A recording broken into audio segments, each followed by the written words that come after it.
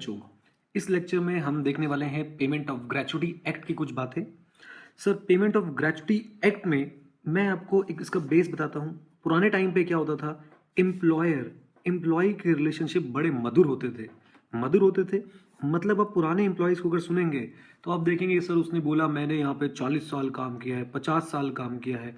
आजकल ऐसे एम्प्लॉयज़ कहाँ मिलते हैं।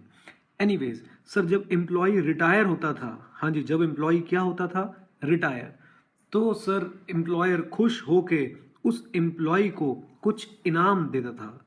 सर ये बिल्कुल पुराना कस्टम है और ये हमेशा से ऐसा ही होता रहा था और ऐसा ही चलता रहता, लेकिन कुछ दिक्कतें हुई। एनीवेज उन दिक्कतों को छोड़ते हैं और सर अपने इस मुद्दे पे आते हैं। ये जो वर्ड है ग्रेच्युटी, ये ग्रेच्युटी वर्ड कहाँ से निकला है, ग्रैटिट्यूड से। एक वर्ड होता है इंग्लिश का, इसको हम क्या बोलते हैं, ग्रैटिट्यूड। सर ग्रैटिट्यूड का मतलब थैंक यू, थैंकफुलनेस।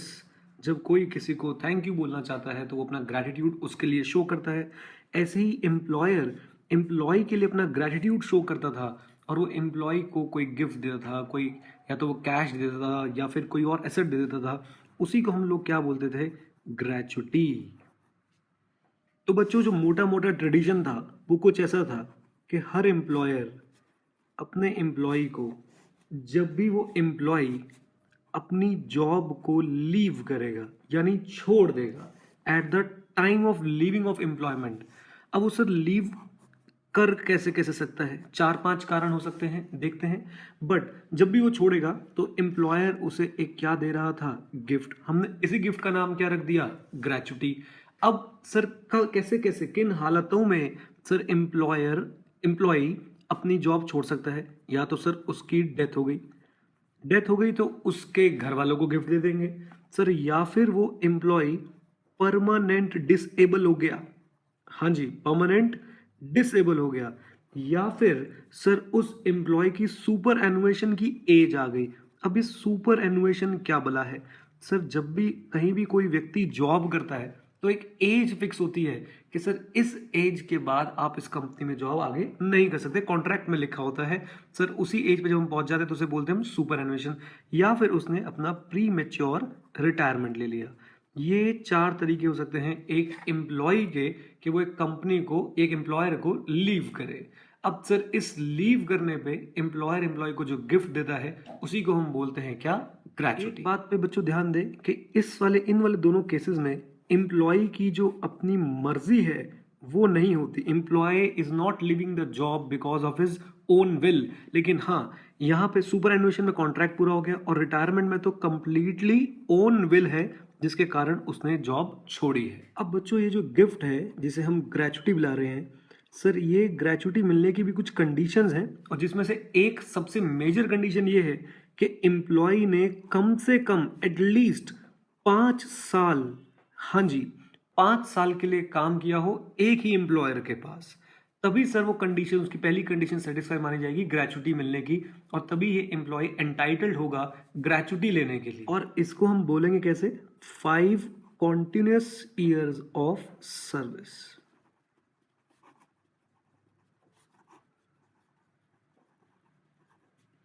लेकिन सर आप एक खुद लॉजिकल सी बात सोचो, क्या डेथ और डिसेबलमेंट वेट करेंगे या बता के आएंगे भाई 5 साल पूरे हो जाएं तो बता देना हम आने वाले हैं? नहीं सर। तो ऑब्वियस है ये 5 साल वाली कंडीशन इन दो केसेस में एप्लीकेबल नहीं होगी, जब डेथ हो या डिसेबलमेंट हो।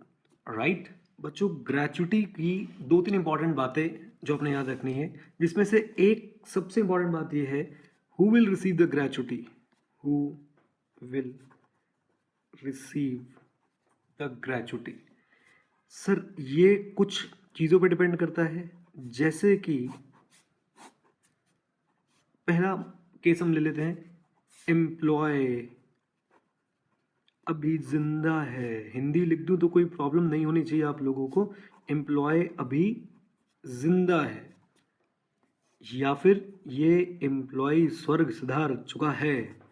स्वर्ग सिधार चुका है मतलब deceased, he is no more, Bollywood language में ही इज नो मोर।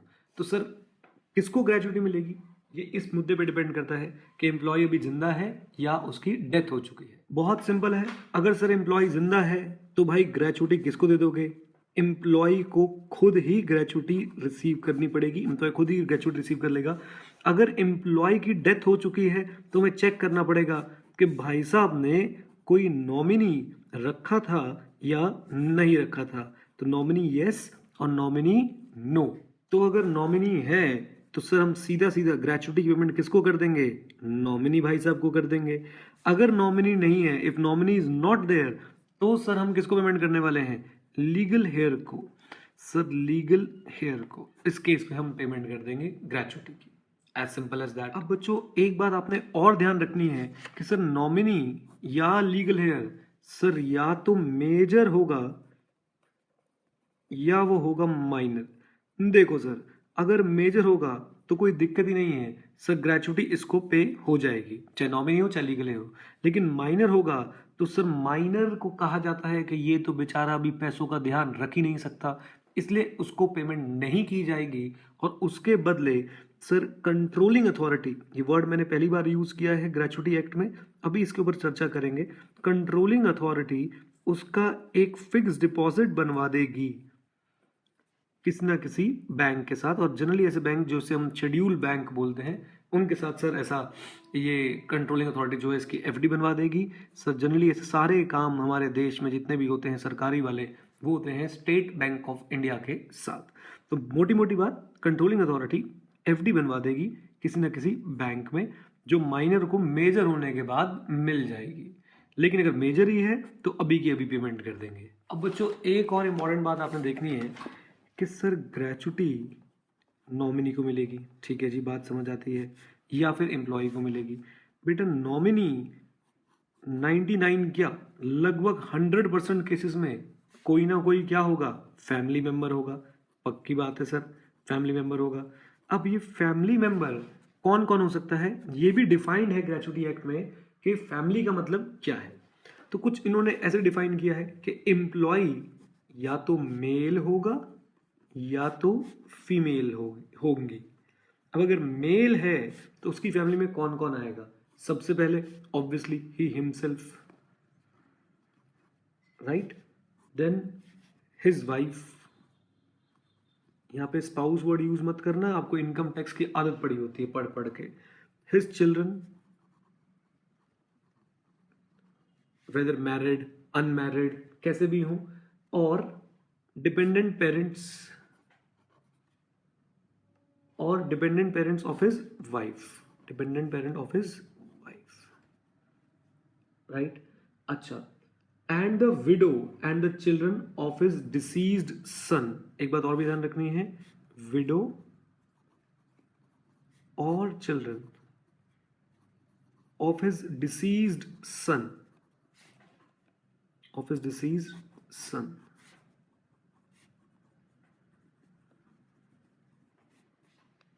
ध्यान देने वाली बात, एम्प्लॉय के भाई बहन नहीं, सिर्फ और सिर्फ कौन है?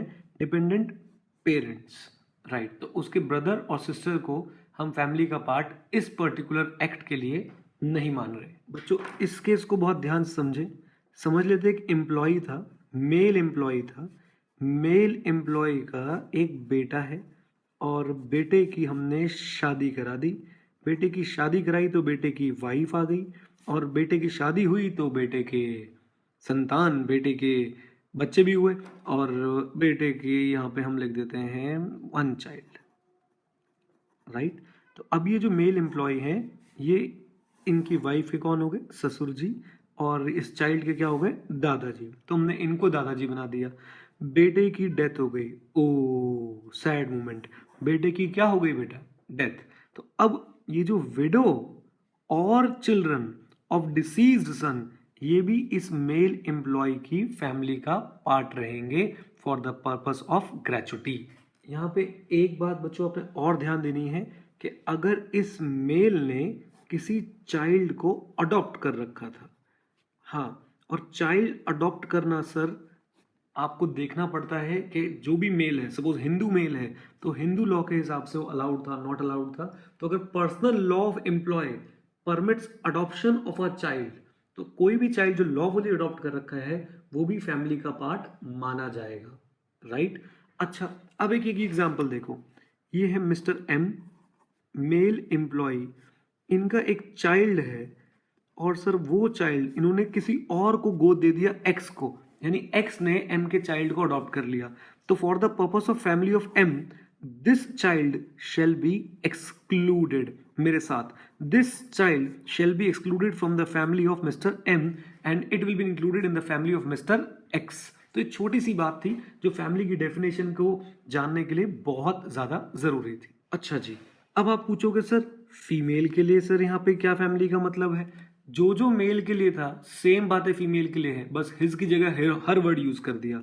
अरे भाई, जैसे हम आज तक पढ़ते आए, यहाँ पे भी स्पाउस लिख के काम चला लेते तो हमें फैमिली की एक ही डेफिनेशन पढ़नी पड़ती, राइट। तो ज्यादा तनाव ना लें इस बात का। फीमेल के लिए भी क्या होगा sir? She herself, her husband, her children whether married unmarried, her parents और parents of her husband who are mainly dependent, right. तो her dependent parents, parents of husband who are dependent, ऐसे करके। और ऐसे बच्चों widow and children of deceased son आ जाएगा, adopted child वाला पॉइंट आ जाएगा, सेम पॉइंट फीमेल का।